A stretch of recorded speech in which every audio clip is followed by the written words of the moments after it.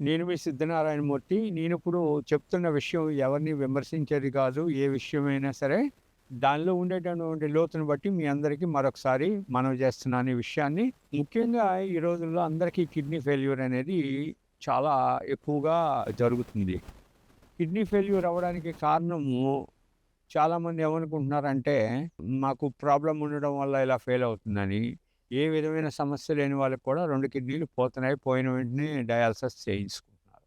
దీనివల్ల వాళ్ళు ఎంత ఇబ్బంది పడతారు అనేది వాళ్ళు లోతుకు దిగిన కొద్దీ దీనిలో ఉన్నటువంటి సమస్యలు వాళ్ళకి తెలుస్తున్నాయి. కాబట్టి ఈ కిడ్నీ ఫెయిల్యూర్‌కి చాలా విషయాలున్నాయి. దాంట్లో ఒక విషయం ఏంటంటే, మనం తాగే నీరు శుద్ధమైన జలం అంటే మరిగించుకొని తాగేయమని నేను చెప్పట్లేదు. ఉన్న పరిస్థితుల్లో మనం పైపుల్లోంచి వచ్చే నీరు తాగుతుంటాం.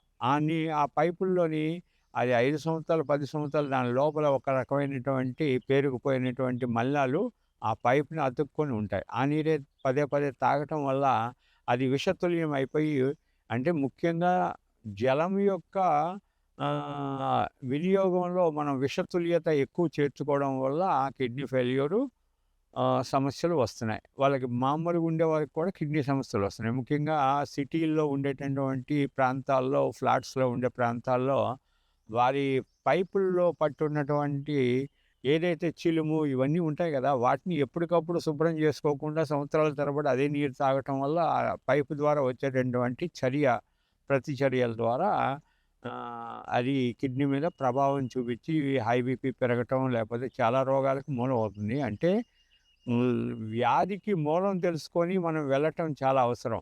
కిడ్నీ ఫెయిల్యూర్‌లో వాటర్ అనేది చాలా ప్రధానంగా ఉంటుంది. వాటర్‌ని అలాగే పీల్చే గాలిని ప్రత్యేకం చేసుకుంటే కొద్దిగా యునానీలోని గాని, ఆయుర్వేదంలోని గాని, సిద్ధాలోని గాని కొన్ని మందుల ద్వారా తొలి దశలో మనం గుర్తించినట్లయితే ఇది చాలా పోతుంది. దానికి గోక్షూర అని అదేవిధంగా ఆహ్, హ్మ్, బూరుగ బంక, బూరుగ యొక్క కషాయము, సాల్మలి అంటారు. అది కూడా ఉపయోగపడుతుంది.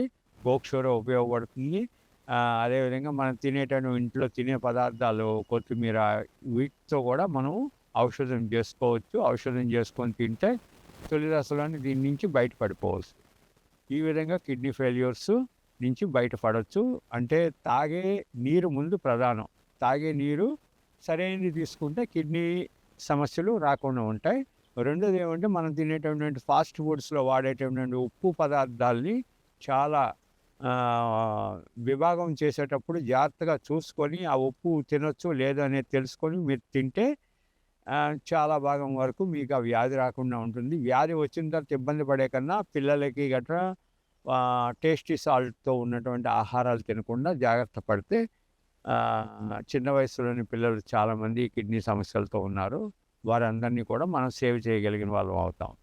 మనిషి స్వేచ్ఛగా జన్మించాడు కదా! ఆ స్వేచ్ఛను వినియోగించుకొని మీకిచ్చినటువంటి భారతదేశము గొప్పదైనటువంటి భారతదేశం ఇచ్చినటువంటి ఒక స్వేచ్ఛ అనే విషయాన్ని జాగ్రత్తగా వాడి ప్రజలందరికీ ఉపయోగపడేలాగా ఆలోచించండి.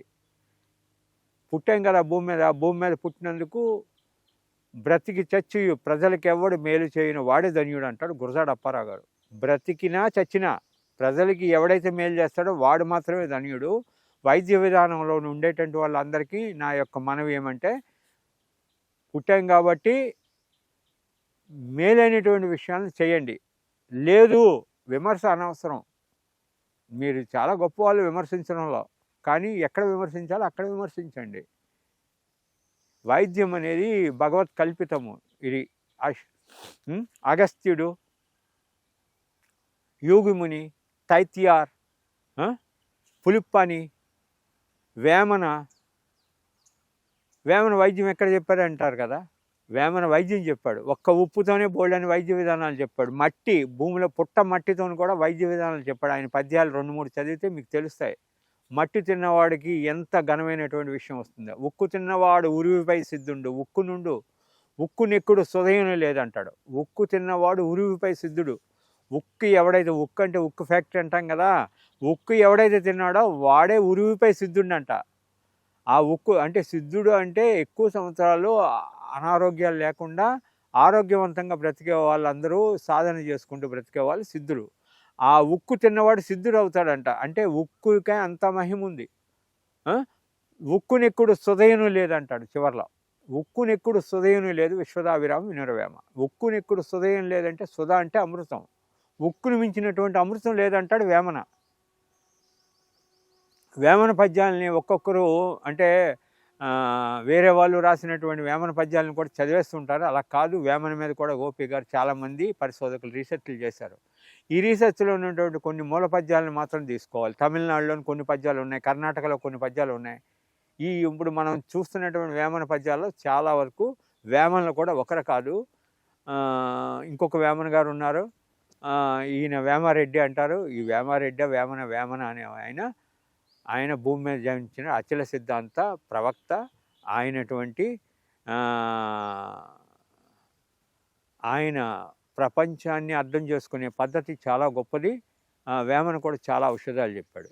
కాబట్టి ఆయుర్వేదము అనేటప్పటికీ ఇదేదో బయటది మనం ఇంగ్లీషులోని ఎంబీబీఎస్ చేసాం, ఎండి చేసాం కాబట్టి విమర్శించడం కాకుండా, లేకపోతే నేను ఇది చేశాను కాబట్టి ఇంకొకరిని విమర్శించకుండా, దీనిలో ప్రాణాచార్యులు అన్నారు. ఆయుర్వేదిక్ డాక్టర్ని ఏమన్నారు? ప్రాణాచార్యులు అన్నాడు. ప్రాణాచార్యకత్వం వహించాలంటే ప్రాణం మీద ఆచార్యుడు అవ్వాలి. నువ్వు ఇతరుల యొక్క ప్రాణాన్ని నిలబెట్టడానికి నువ్వు ఆచార్యుడిలాగా ఆలోచించాలి. ఆచార్యుడు అంటే యూనివర్సిటీ ప్రొఫెసర్ ఇంగ్లీష్లో. ఆ ప్రొఫెషనల్గా చిన్నదే చెయ్యు, చిన్న వైద్యమే చెయ్యి, కానీ ప్రొఫెషనల్గా థింక్ చెయ్యు, ప్రొఫెషనల్గా విశ్లేషించు, ప్రొఫెషనల్గా ముందుకెళ్ళు, ప్రజలకి మేలు చెయ్యు. ఎందుకంటే రాబోయే కాలంలో వైద్యం చాలా కాస్ట్లీ అయిపోతుంది. కాస్ట్లీ అయిపోయినప్పుడు చిన్న చిన్న కొత్తిమీర